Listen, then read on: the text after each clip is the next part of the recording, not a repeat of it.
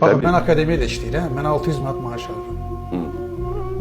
Və necə ola bilər ki, elmlər doktoru 600 manat maaş alır? 600 manata Faciə buradadır. 600 manat elm olur. Olmur. Baxın, bu gün sizə bir şey deyil. Aldığınız bir kitabın qiyməti o qədər olmalıdır, əslində, tapılmayan kitablar. Ha, bax, özdə necə deyim də, mən 4-5 xarici dildə öyrənmişəm. Nizamiyə 15 cilt şərh yazmışam. 15 cilt. Bəli, hər şeyi də özüm eləmişəm.